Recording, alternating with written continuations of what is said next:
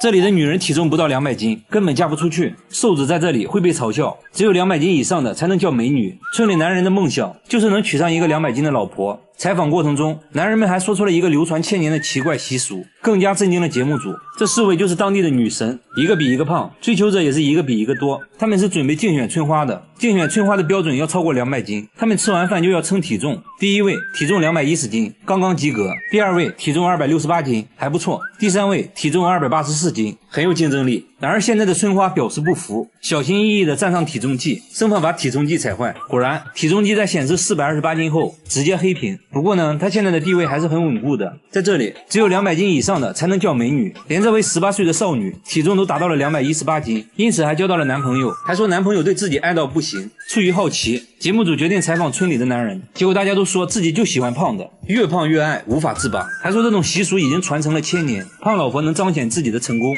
可以到處炫耀。他們這裡信奉一句話，老婆要娶胖胖的，生活才會旺旺的。採訪過程中，我們還看到了一對夫妻正在秀恩愛，男人在幫妻子摳頭皮屑，眼神中流露着對妻子的寵溺。接着我們又去了村裡有名的模範夫妻家裡，一進門就看到女人在睡覺，丈夫小心翼翼地把妻子叫醒，還貼心地給妻子塗抹爽身粉，防止起痱子。女人說結婚16年，丈夫一直都是這樣寵自己，感覺自己就像小公主一樣，還說自己結婚前瘦瘦巴巴的，一點都不好看。啥也別說了，直接上秤吧，294斤，果然是標準的美女身材。工作人員想要挑戰下，把300斤的小公主背起來，是種什麼體驗？結果呢，差點骨折。女人又向節目組展示了自己的衣服，看着異常肥大，女人卻說這是為了凸顯身材的緊身褲。接着呢，還穿了起來，看得出來確實很凸顯身材。她每天的工作就是吃飯、睡覺、看電視，最常說的話就是飯做好了嗎？丈夫聽到就趕緊去做飯，說娶個老婆不容易，關鍵呢還娶了個這麼漂亮的，自己的老婆肯定要自己疼。女人拍着快餓扁的肚子，焦急地等待着。終於，丈夫端來了飯菜，直接端到了妻子面前，趕緊給妻子盛了一盆。妻子接過米飯，大口開造，不一會兒，一盆米飯就見了底，酒足飯飽，拍拍小肚腩，趕緊補個午覺。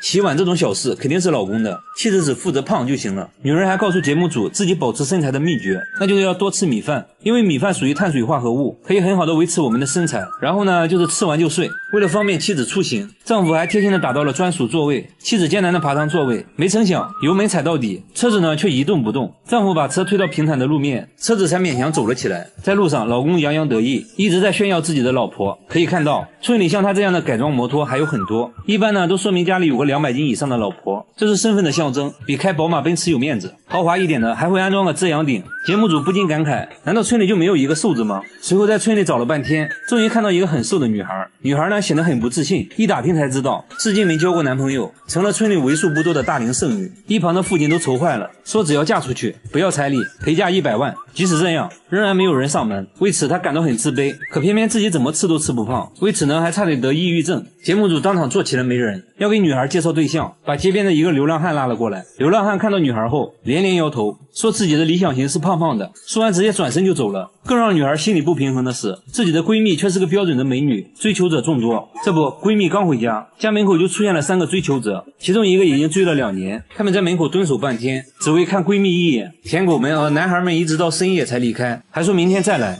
看得出來，閨蜜也很享受這種众星捧月的感覺。所以美的標準從來都不是唯一的，蘿蔔青菜各有所愛，自己喜歡最重要。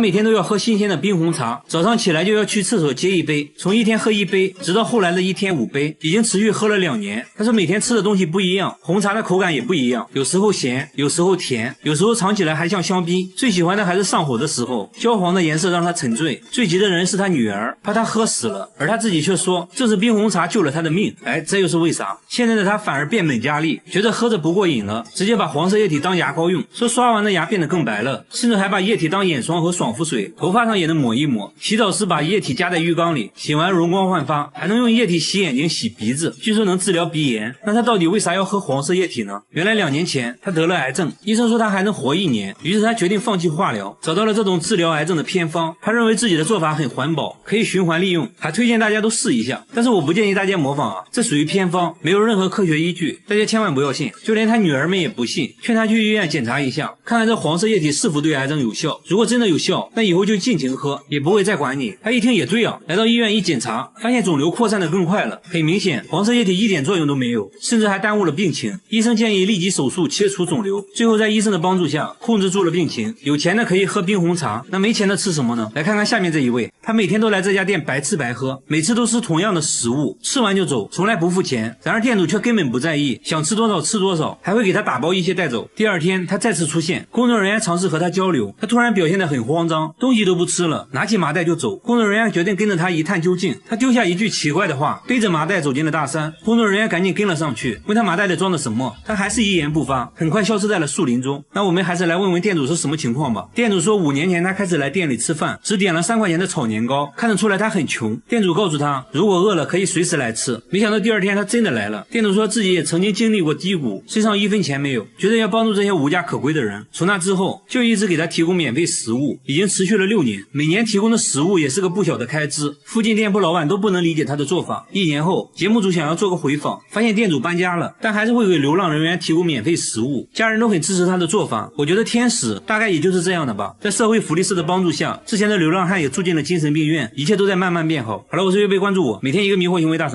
這只馬得了一種怪病，只要有人想騎它，它瞬間就會暈倒，因此從來沒被人騎過。就算主人想騎它，它也會立馬躺下裝死，而且演得很像，舌頭都吐了出來。入戲太深的時候還會翻白眼，主人假裝走開，它先時不時環顧四周，偷看幾眼，確定主人走遠後，瞬間滿血復活。主人見狀直接衝了過來，不行了不行了，我又死了。如果堅持要騎它的話，它還會撒嬌打滾，接着繼續裝死，四腳朝天，造型還挺別致，那眼神就好像在說，哼，騎我是不可能騎我的，這輩子都不可能。旁邊的馬都看呆了，兄弟你在哪學的表演啊？能不能教教我啊？他的日常就是各種裝死，無論誰想騎他，只要靠近就倒下，甚至只要一抓韁繩他就倒。他裝死前還会仔細看一下周圍狀況，如果地上有石頭，他還會後退幾步再倒下。主人拿來他最愛吃的胡蘿蔔，想要測試下他到底能裝到什麼程度，把胡蘿蔔塞到他嘴裡，但他知道這個時候必須要忍住，演戲嘛就要演全套，即使口水流了一地也不能咬一口。主人被他的演技折服，走開了。我去，實在忍不住了，這也太好吃了。這演技不去演戲可惜，表演得非常有層次，可以說天生就是做演員的料。然而有一技之長的還有下面這只小豬，這只小豬會畫畫，只見它叼着畫筆對着畫板一頓筆畫，邊畫還邊扭，簡單幾筆一幅抽象畫就完成了。主人在畫上加個眼睛，立馬就變成了一只狗，另一幅畫再加2個眼睛，又變成了貓頭鷹。色彩運用非常大膽，不是大紅就是大紫，畫風放蕩不羈，所有作品都極為抽象。下面這幅就更抽象了，看了半天也看不出來是啥，畢竟是藝術嘛，看不懂的就是好的。專家都不敢相信豬竟然會畫畫。佩奇當着專家的面又創造了一幅畫，加個眼睛瞬間變成了鯨魚，不能說是很像，只能說是一模一樣。專家說不管是用色還是構圖都屬於上乘之作，忍不住大讚佩奇有天賦。但藝術創作是非常累的，每當他完成一幅作品，主人都會獎勵他幾塊紅燒肉。作為一只藝術豬，待遇就是高，主人會天天給他洗澡，還要給他按摩，看着還真有點藝術家的氣息。主人說自從發現他有繪畫天賦後，就給他準備了專門的畫板和畫筆，只要把畫筆擺在他面前，他立即就能開始創作。至今已經畫了5年時間，繪畫作品也達到了上百幅，吸引粉絲無數。主人還給佩奇辦了畫展，很多人慕名而來，都想要收藏一幅畫當藝術品，據說一幅畫就能賣到好幾萬。然而下面這只狗狗也有一項非常實用的技能，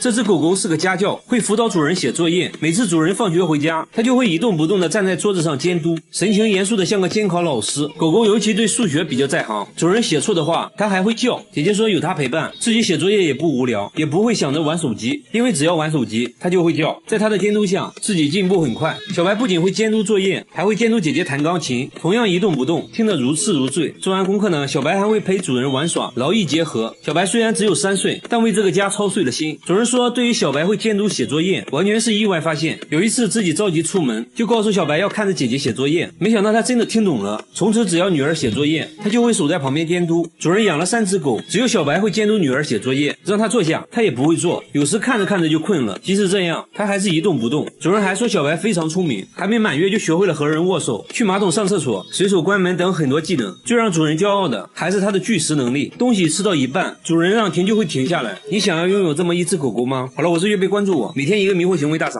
這只狗狗看破紅塵，竟然出家當了和尚，每天跟方丈一起誦經念佛，居然還學會了打坐，露出虔誠的眼神，身體半蹲，雙手合十，不停的禱告，一坐呢就是一上午，直到念經結束。後，他才會把手放下來。众人都很好奇，好好的狗狗为啥会選擇出家當和尚？他能聽懂佛經嗎？一旁的方丈卻笑而不語。不僅如此，他現在連狗糧都戒了，只吃素，大白菜是他的最愛，還上過報紙，被各大媒體爭相報道，甚至有人為他寫了一本書，收穫粉絲無數，經常收到來自全世界各地的來信，信件堆滿了整個箱子，還有粉絲親自來寺廟看他。狗狗非常有禮貌，見人就作揖，連粉絲也不禁想問他到底為啥要當和尚。原來啊，狗狗之前是個花花公子，到處沾花惹草，偶然間來到寺廟，正好看到方丈在念經，一下子就被吸引了，聽得如痴如醉，自此看破紅塵，遁入空門。剛開始方丈以為他只是在模仿自己，但隨後幾天只要方丈誦經，他就會出現在一旁靜靜的聽，有時還看到他獨自在佛前打坐，一坐就是半天。方丈看到了他的慧根，於是收留了他，並給他取了法號悟淨。就這樣，他已經在寺廟待了3年，一旦有空就跑到佛前打坐，還真是只虔誠的狗狗。然而下面這個寺廟裡也發生了一件不可思議的事，這個韓國和尚結婚了，老婆竟然是一隻鴕鳥，他們不分場合的秀恩愛，鴕鳥會跟他一起念經，他還會給鴕鳥按摩，看起來非常甜蜜。外人看到這個情況都罵他花和尚，身為佛門弟子卻六根不淨，但他並不在意，還說他們上輩子就是夫妻。鴕鳥每天像狗一樣跟在和尚後面，到了和尚打坐的時間，鴕鳥就坐在門口一直看着他，眼神裡充滿愛意，而且鴕鳥只接受和尚的餵食，別人餵他吃，他會禮貌性的接過來，然後假裝不經意的吐掉。和尚撿起吐掉的樹葉再次餵他，鴕鳥直接一口吞了下去，吃得一臉滿足。很多人好奇他們是怎麼相愛的，和尚呢卻閉口不談，接着就去給鴕鳥洗澡，鴕鳥開心的搖着尾巴，腦袋來回搖晃，洗完澡呢還要給他吹乾，和尚仔細的幫他打理毛髮，偶爾還會加一點護髮素。這天和尚有急事，沒帶鴕鳥就出門了，鴕鳥發現後生氣的張開翅膀到處尋找，時刻張望着門口，期盼和尚能早點回來。等和尚回來後，鴕鳥忍不住對他發脾氣，張大嘴巴不停的叫着。不過呢，和尚很會哄老婆，一邊拍打一邊安慰，他們很快就和好如初，緊緊的抱在了一起。原來啊，鴕鳥是他在野外發現的，當時奄奄一息，於是把他帶回寺廟細心照顧。鴕鳥的傷勢漸漸轉好，準備將它放回山林，沒想到鴕鳥不肯離開，他們就這樣相伴了15年。和尚說鴕鳥愛上自己，可能是看中了自己的髮量，你覺得呢？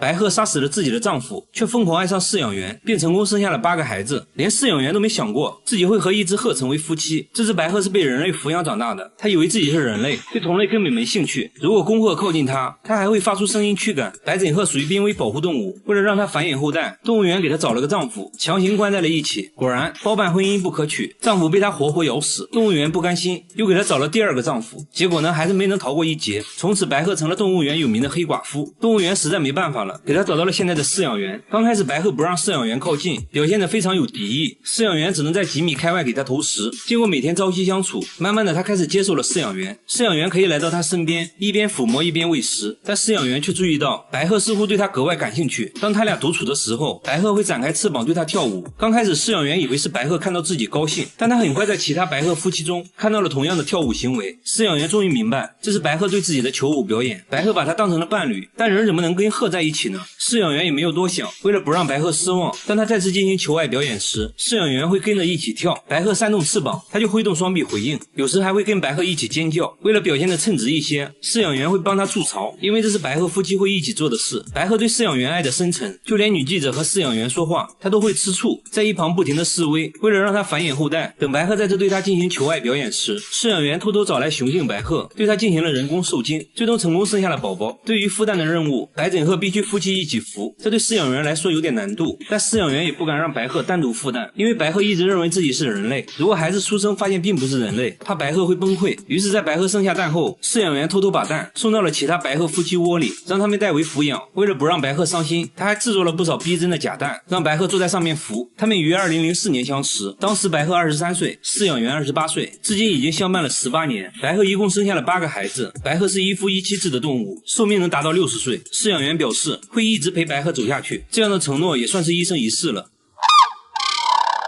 大媽只是去做汗蒸，所有人都不可思議地看着她，因為她在65度的汗蒸室待了1小時，一滴汗都沒流。大媽還說自己一輩子都沒出過汗。為了驗證真假，大媽直接在33度的氣溫下跳繩半小時，接着把紙巾貼在額頭上，其他人瞬間就把紙巾浸透了。然而大媽額頭卻乾乾淨淨，果然一滴汗都沒有。大家決定把溫度升高，在屋頂鋪了一層錫紙，瞬間表面溫度就達到了45.6度。大媽二話沒說，直接躺上去。就這樣足足烤了2個小時，大媽都快被烤成了3分熟，仍然沒有出一滴汗。還說一點都不熱，甚至感覺有點冷。難道他真的不會出汗嗎？那只能使出大招了。大家带他來做汗蒸。此時汗蒸室溫度65度，隨着時間的流逝，一旁的人早已大汗淋漓，他卻一點反應沒有，邊笑邊說：“溫度能不能再高一點？”周圍人都露出了一副沒見過世面的樣子。大媽現在唯一想做的，就想體驗下出汗是什麼感覺。隨後，醫生在大媽手心塗了一種遇水就會變紫色的液體，又撒上了一些白色粉末，接着放在烤燈下面，一直烤了30分鐘，手掌沒有任何反應。1個小時後，終於看到了變化，大媽掌紋處都變成了紫色，也就是說，大媽其實還是會出汗的，只是量比較少而已。醫生表示，出汗少並不會直接對身體造成傷害，這下大媽放心了，原來自己和正常人是一樣的。仔細看，她的肚子可以瞬間變大3倍，疼痛隨之而來。她每天都要經歷好幾次類似生孩子的痛苦。大姐的肚子在變大之前沒有任何徵兆，剛剛還在晾衣服，突然感覺不對勁，在丈夫的幫助下躺了下來，肚子也在肉眼可見的变大，而且变得硬邦邦的。丈夫能做的只有帮她按摩一下，除此之外無能為力，只能眼看着大姐疼痛不止。經過幾分鐘的陣痛，肚子又慢慢恢復到了正常大小。可大姐還沒緩過氣來，肚子又在短短幾秒鐘之內變大，她又要經歷一次分娩的痛苦。丈夫說這樣的過程每天都要經歷6次以上。大姐平時的腰圍是77厘米，肚子變大後腰圍就成了91厘米，整整大了11厘米。然而令大姐更絕望的是，醫院根本查不出肚子变大的原因，他们甚至去了妇產科，可是醫生卻說她很健康，但是肚子變大已經嚴重影響到了生活。大姐剛在市場買完菜，回家的途中肚子變大說來就來，完全不分場合。節目組脫下外套幫大姐躺下，大姐的叫聲引來路人圍觀，路人看到這一幕也是懵的一逼。丈夫很快趕到，不停地幫大姐按摩肚子，經過長時間的折磨，肚子終於恢復了平靜。大姐精疲力盡地吐出一句話：回到家，丈夫很是心痛，看着痛苦的妻子，自己卻什麼都做不了。節目組抱着一絲希望，帶着大姐再次來到醫院，一番檢查下來，醫生對此也感到很震驚。大姐的肚子變大時，大腸也隨之擴大了10倍。生理上沒問題，那8成就是心理問題。節目組又找到心理醫生溝通下來，才知道原來大姐的前夫有家暴，這給大姐帶來嚴重的身心傷害。她把一切痛苦都藏在心裡，長期的壓抑無處釋放。和現在丈夫在一起後，生活恢復了平靜，大姐心理上的壓力在慢慢釋放，才會以肚子變大的形式體現出來。丈夫聽後很自責，認為自己沒有和妻子好好交流過，不知道妻子承受了這麼多委屈。他決定以後給大姐更多的陪伴，讓大姐釋放壓力。最後還對大姐來了個深情告白。和大姐一樣，下面這個女人的肚子也很神奇，她懷孕3天就要生了，但是她卻什麼都不知道。3天前，她因為胃痛來醫院檢查，沒成想卻檢測出了嬰兒的心跳聲。醫生說：“你這不是胃病，你要去婦產科啊，你這是懷孕要生了。”大姐聽到這個消息震驚了，這什麼情況？護士也震驚了。比大姐還震驚的是她丈夫，由於工作原因，大姐和丈夫已經分居7個月了。現在你說你懷孕要生了，所以當然是原諒她了。醫生說，其實大姐也是懷胎10個月了，只是她不知道而已。那大姐為什麼連自己懷孕都不知道？鄰居也說根本看不出她懷孕，都以為她又胖了而已。為此，大姐還跑去做了減肥按摩，就是專門按肚子的那種。該說不說，你例假總該停了吧？大姐卻說自己例假一直不規律，一直沒來例假，也沒在意，這得有多不在意啊？由於一直以為是胃病，她還買了很多治胃病的藥。現在大姐非常自責，只希望孩子能平平安安的出生。不過還好，最終大姐順利生產。不得不說，孩子有個這樣的媽，還能活下來，真的是個奇蹟。這應該就是傳說中那個萬中無一的練武奇才吧。大姐上廁所從來不用紙，必須用紙的話，就要把用完的紙留着，下次繼續用。用完的衛生棉也要洗接着用。為了省水，馬桶要斬1天，睡覺前才會沖1次。28年來沒買過一件衣服，短褲都是30年前趁降價買的。鬆緊帶已經沒有彈性了，沒關係，用夾子夾上照樣穿。襪子都穿到脫絲了，變成了薄薄一層。短袖從小穿到大，上面全是洞。他還說希望再穿個20年。洗髮水也是各種免費試用裝。洗衣服用洗衣機就太費電了，直接把衣服泡在洗澡水裡，洗完澡順便就把衣服洗了。我覺得這樣還是浪費，應該把洗澡水收集起來沖馬桶才對嘛。家用電器都是用優惠券兌換的，為了省下每月17元的燃氣費，他把家裡燃氣停了，只要花錢一切免談。很多人覺得這樣省錢完全沒必要，你再省也買不起房子啊。人家買了市中心的房子，還還完了貸款，家具全是垃圾箱裡撿的，別人丟的瑜伽墊被他撿來當床。然而像他這樣節儉的人，卻準備請朋友來家裡做客，那自然要提前準備了。首先要打扮一下，剪個美美的髮型，剪刀還是上學時室友不要的。聽說有家店在清倉處理，他決定揮霍一次，看中了一件10塊錢的衣服，還想讓老闆再打個5折，接着掏出了一堆硬幣。老闆說：“我這都打5折了，要不送給你吧？”那太好了，我先把錢收起來。接下來就是給朋友準備晚餐了。只見他來到垃圾桶旁邊，好朋友要來家裡做客，他卻在垃圾桶裡找食物招待朋友。他特意來到高檔餐廳門口的垃圾桶，說這裡丟掉的食物品質好。在路人詫異的目光下，他開始採購了。哎，你看這不就有很多新鮮的葡萄嗎？還有西紅柿，做個西紅柿炒葡萄，哎，不錯。今天運氣也很好，還找到了一盒烤雞，看了一下生產日期，才過期6天而已，非常適合給朋友當主食。最後還找到一盒蛋糕，這下齊了，餐後甜點都有了。這時店主想要趕走他，他沒有感到一絲尷尬。他認為只要你把食物丟進垃圾桶，那就是公共財產了，自己就可以正大光明的撿。還說你們真是太浪費了，下次丟垃圾的時候能不能先給我打個電話？社交牛 C 症無疑了。他回家後一般都是拿出食物直接開灶，但這次是招待朋友，他決定包裝下擺個盤啥的，於是把撿來的食物全部倒進鍋裡攪拌一下，一份大鍋菜就做好了。還說希望朋友會喜歡他親手撿來的食物，朋友如期而至。他先給朋友介紹了自己從垃圾桶撿來的家具，自豪地說自己從來沒買過家具。朋友都聽傻了，露出了一副沒見過世面的樣子。但更讓他們傻眼的還在後面。晚餐時間到，大姐拿出了撿來的食物，好朋友來家裡做客，他卻把從垃圾桶撿來的食物端上了餐桌。朋友根本看不出來是什麼食材，小心翼翼嘗了一口，表情複雜，又嘗了一口，直搖頭。另一個朋友說有那麼誇張嗎？一口下去一言難盡，問他食物從哪來的，大姐嘿嘿一笑，笑得朋友驚慌失措。啊，不會吧，不會吧，這也是撿的。朋友頓時腸胃翻滾，衝進了廁所。大姐貼心地說馬桶沒沖過，味兒可能有點大。這樣好了，朋友吐得更厲害了。這還沒完，大姐還要請朋友吃餐後甜點。朋友發現蛋糕已經被人咬過了一口，很明顯也是撿來的，礙於面子還是決定嘗一嘗。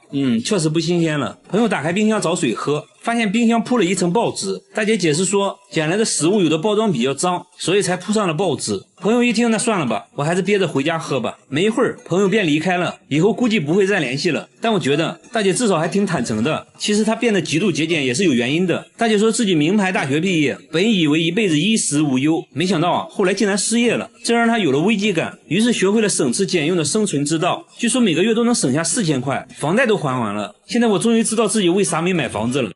好了，我是岳贝，關注我，每天一个迷惑行为大赏。38度的天氣，他卻穿着2件羽絨服，揚言要挑戰2天減肥40斤，還說減肥是世界上最簡單的事。說着就打開了取暖器，在密閉的房間內開始瘋狂跳繩。現在體重192斤，目標是減到152斤。沒一會他就滿頭大汗了，但他並沒有停止，跳了整整3小時，脫掉上衣輕輕一擰，汗水差點落地成河。他信誓旦旦地表示已經減掉10斤了，我聽你在放狗屁。來，直接上秤，184斤。3個小時內竟然減掉了8斤，可惡，被他裝到了。他沒有休息，連口水都沒喝，接着來到健身房，穿着羽絨服跑步。周圍人聽說他要挑戰2天減肥40斤後，都感覺這人多少有點不夠頭。就這樣運動加節食24小時後，再次上秤，現在的體重減到了177斤，24小時內一共減掉了15斤。照現在的速度來看，2天減40斤感覺真的能實現啊！挑戰還在繼續。第二天一大早，他穿上羽絨服就去跑步了，還都是跑的上山路。回家後媽媽喊他吃飯，他卻在冰箱拿了2個冰塊含在嘴裡，繼續瘋狂跳繩。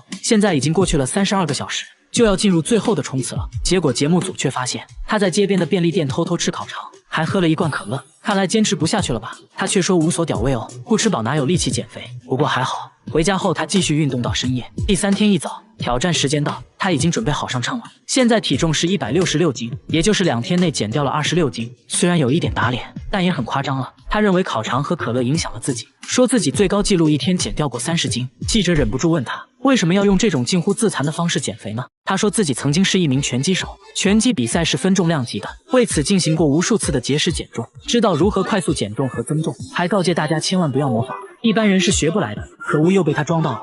他只是簡單吃個炸醬麵，所有人都驚訝地看着他，大家都覺得他有病，因為他往麵裡加了一大勺白糖，又甜又鹹的口感讓他流連忘返。大爺還一本正經地表示，炸醬麵就應該是甜的才好吃，說加白糖是為了健康，這是什麼鬼道理？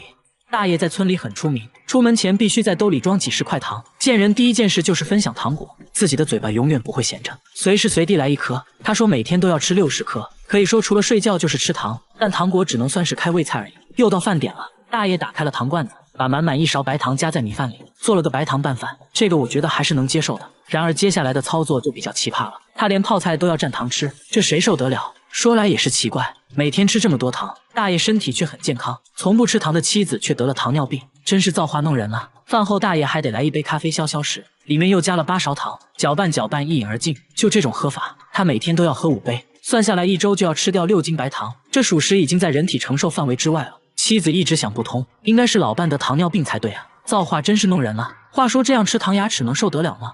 大爺輕蔑一笑，說自己的牙早就掉光了，10年前就用上了假牙，反正不是自己的牙，想怎麼吃就怎麼吃，嘿嘿。大爺說之所以吃糖都是為了健康，原來30年前他的身體出現了問題，不得不戒掉了菸酒，於是找到了糖果作為替代品。好消息是身體慢慢恢復了健康，壞消息是吃上癮了。大爺說自己吃了這麼多糖，不僅沒事反而還更有精神了，儘管已經80歲了，身體卻很健康，血糖也查了，心電圖也看了，還真沒有任何問題，也沒有的糖尿病，就是血壓有點高。總體看來還是糖果影響的。醫生說如果能減少糖的攝入量，身體會更健康。不過這建議大爺並不接受，說自己都80了，活不了幾年了，該吃吃該喝喝，自己開心最重要。说完拨塊糖放嘴裡，瀟灑地離開了醫院。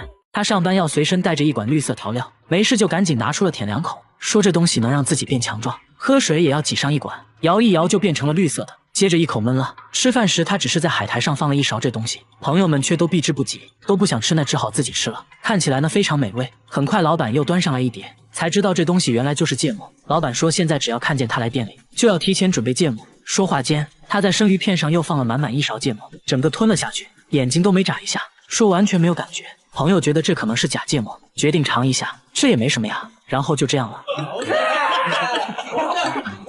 喝湯的自然也少不了芥末，那小味撓一下就上來了，米飯也要來上滿滿一管，再加點配菜，一份綠油油的芥末拌飯就做好了，吃的那叫一個乾淨，狗見了都流淚。再後來呢，他吃的越來越離譜，直接在生肉上面抹芥末，說口感就好像冰淇淋一樣。朋友聽說他喜歡吃生肉，還特意準備了生雞肉，大叔也不客氣，擠上芥末，直接送入口中。大叔該不會是有什麼大病吧？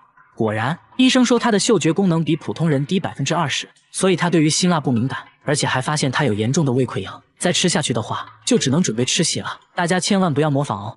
大姐是吃鯡魚罐頭長大的，什麼臭她就吃什麼。她嘗試過吃屎，但是不喜歡啊，因為不夠臭。臭豆腐只能算是小甜點。下水道的氣味對她來說，那就是新鮮空氣。和朋友聚餐，朋友想要挑戰一下，夾起一塊鯡魚，剛放進嘴裡就止不住的嘔吐，她卻什麼都感覺不到。不一會兒，自己就幹完了一盤鯡魚。大姐現在最愛吃的卻是鰩魚，因為鰩魚比鯡魚還臭10倍。節目組邀請了幾位鰩魚愛好者來到鰩魚發酵車間，門一打開，一股比下水道還要臭100倍的味道襲來，怎麼給你形容呢？狗聞了都嫌臭，燻得眼睛都睜不開。其他人紛紛敗下陣來，大姐卻直接貼着鰩魚聞了起來，越聞越上頭，好想吃一口。不僅如此，大姐生活中也是處處重口味，做菜要加5勺鹽，半斤辣椒面，這樣吃起來才有滋有味。那她為什麼會這樣？她卻說其實自己聞不到任何氣味，冰箱裡的食物壞沒壞，自己也無法從氣味中分辨，只能嘗了才能確定是否過期。因為聞不到任何氣味，也讓她暴露在危險中，天然氣洩漏自己也毫無察覺，食物燒焦了也不知道。節目組帶他來醫院檢查，一番檢查過後，醫生說他的嗅覺功能已經完全喪失了，味覺也在退化，這種情況是没辦法治療的。不過聞不到氣味並不完全是壞事。大姐是養老院護工，平時的工作就是幫老人換尿布之類的，因為聞不到氣味，所以工作起來很輕鬆，自己也很喜歡這份工作，把缺陷變成優勢。大姐還是很值得我們學習的。但是要說吃的奇葩，下面這個小伙表示不服。他一吃東西就會流淚，並不是辣哭的，就算吃米飯也會止不住的掉眼淚，而且只有左眼會流淚，吃飽以後就不會流淚了。而當他看電影被感動了，就換成右眼流淚了，兩隻眼睛分工明確，就很神奇。媽媽說他出生的時候就這樣，只有一隻眼睛流淚，還給節目組看了照片，但照片上明明2個眼睛都在流淚啊。媽媽說是因為他手裡還拿着零食呢，正好湊齊了一對。他說吃不同食物流淚的程度也不一樣，好吃的流淚多，口味一般的只會掉2滴意識一下，所以公司聚餐都會讓他先吃，看淚水大小判斷食物美味程度。妙啊，這種特殊技能對工作也有一些影響。他是一位歌手，在外演出化好妝後就不能吃東西了，調皮的同伴強塞給他一粒爆米花，沒一會兒眼淚就掉下來了。節目組帶他來醫院做了全面檢查，醫生說很可能是神經末梢問題，接着又對眼睛做了測試。醫生說這種病叫鱷魚的眼淚，是由於唾液神經和淚腺交織在了一起，吃東西流的淚應該是唾液，只是有點惡心而已，並不會對身體造成任何傷害。最後小哥也說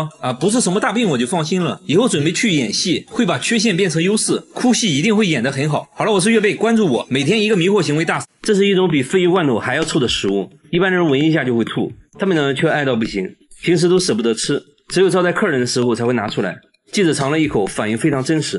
這種食物呢就是藍紋奶酪，藍紋奶酪。這家意大利工廠仍然使用古法製作，能動手的盡量手動完成。每天早上，農場都會送來新鮮牛奶。一開始呢，就要把凝乳酶和霉菌加入牛奶中，大約20分鐘內，牛奶就會變成凝乳，看起來呢像一個巨大的豆腐腦。工人用特制的工具把它分割成小塊，接着呢，把這些切好的小塊裝進圓形模具中，每個桶上都有編號，這相當於它的身份證號。接着把模具放置在溫暖潮濕的環境中，每個模具每天都要來回翻轉4次，來幫助凝乳沉澱。靜置1夜後，奶酪成型，開始醃製。機器會在奶酪表面均勻撒上1層鹽，隨後呢，再次送入儲藏室。儲藏室裡溫暖潮濕，這有利於奶酪中的霉菌活動。質檢員會隨機檢查發酵情況，一般經過3天左右，就需要把它們轉移到冷藏室中。在這裡，每一塊奶酪都要被扎上100針，這是為了讓氧氣進入奶酪內部，使其長出標誌性的藍色紋理。時間是制作這道美食的關鍵。根據口感的不同，奶酪要在冷藏室待上2到3個月，直到表面發霉變臭。質檢員把洛陽鏟插入奶酪，輕輕轉動就可以把內部的奶酪帶出來。通過氣味和口感來判斷奶酪是否發酵完成。2個月的藍紋奶酪還比較柔軟，味道呢類似3天沒洗的臭襪子，一般人都比較容易接受。放置3個月的奶酪就已經變得很硬了，內部的藍色紋理清晰可見，味道呢也臭得很正宗。記者忍不住嘗了嘗，成熟的藍紋奶酪是高檔餐廳必不可少的美食，吃面的時候來上一點，臭烘的得勁兒。這是一種用腳踩出來的酒，好不好喝全憑腳法。這個印度家庭作坊仍然使用古法釀酒工藝，生產過程呢一言難盡，竟然還需要螞蟻的幫助。這種酒呢就是腰果酒，也叫芬尼酒，不是很乾淨，但是很香。每到腰果成熟的季節，他們每天都会去撿掉落的腰果，收集完成後需要一個個的取出種子。這種生腰果可以賣給工廠進行烘烤加工，就成了我們平時吃到的乾果。剩下的果肉呢就用來制作腰果酒。第一步榨汁，這是個體力活，需要家庭中的男性完成。大叔穿上裹滿泥浆的靴子，站在裡面就是一頓猛踩，看似杂亂無章，其實是他的獨特腳法。他的腳步又快又密，保證每一顆腰果都能充分享受到足底按摩。雨靴上的泥巴很快就被果汁洗得干干淨淨，就這樣一腳一腳，果汁混合的泥水以及汗水流進了容器裡。之前他們也嘗試過用其他方式榨汁，但最終發現還是用腳踩的好喝。其實呢，現在好多了，之前都是光腳踩，據說呢会有一種獨特的風味。为了尽可能的榨乾果汁，他們還會把果肉堆積在一起，用繩子綁起來，然後在上面壓上幾塊石頭，就這樣靜置1夜，擠出最後一滴果汁。剩餘的果肉殘渣就會拿去餵牛。收集到的果汁要先用紗布過濾一遍，去掉大塊的果肉雜質，然後呢將果汁靜置發酵2-3天，直到發黃冒泡。接着呢就到了最重要的一步，蒸餾。把發酵好的果汁倒入鍋中，鍋上面再套上一個桶，隨後呢用泥巴封口。這些泥巴也不是普通的泥巴，而是來自附近的螞蟻窩。這些泥土呢粘度大，有很好的密封性。接下來就是加熱蒸餾，這一罐大約要持續加熱8個小時。蒸汽通過管道進入裝滿水的水箱，冷卻後的蒸汽就成了酒。不過現在的酒精含量還比較低，他們會將其重新倒入鍋中，然後再蒸餾7個小時。就這樣經過多次蒸餾，就得到了腰果酒。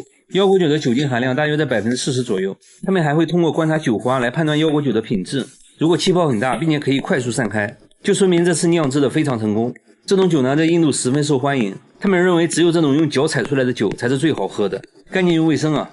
大叔每次開車必須要帶上1包白色粉末，等紅綠燈就趕緊拿出來舔2口，說這東西能救命。吃飯時大叔只是喝了1碗湯，所有人都不可思議地看着他，因為他往湯裡加了滿滿1勺的白色粉末，米飯上也加了2勺，吃得津津有味。酒足飯飽喝點水，水裡竟然也加了1勺。話說這到底是啥味道呢？大叔表示非常美味，同事決定嘗一下，一口下去，差點被送走，才知道這粉末原來是味精。同事覺得他有病，怎麼會有人喜歡喝味精水呢？大叔一臉傲嬌，說那是38年前的一個夜晚，自己喝醉後，原本想去廚房弄一杯糖水，結果迷迷糊糊中錯把味精當成了白糖，沒想到卻打開了味覺新世界，徹底愛上了這種味道，每天都要吃200克，38年來一共吃掉2774公斤。大叔說自己不僅沒事，反而還更有精神了，味精甚至還救了自己的命。此話怎講？原來他患有一種叫做布爾格氏的罕見疾病，為了控制病情，他不得不截肢了手指。很多得這個病的人，過不了多久就會死，而自己20年來卻沒有事。他認為是味精救了自己，控制了病情惡化，但真的是這樣嗎？醫生給出了不同的說法，檢查發現他得了嚴重胃病，由於味精的大量攝入，還導致了糖尿病。也就是說，味精對他的病情不僅沒幫助，反而還加重了，所以他必須停止吃味精，要相信科學。大叔表示，那這樣自己的快樂就沒有了。不過為了健康，自己會慢慢戒掉味精，那就讓我們祝大叔早日康復吧。大家千萬不要模仿哦。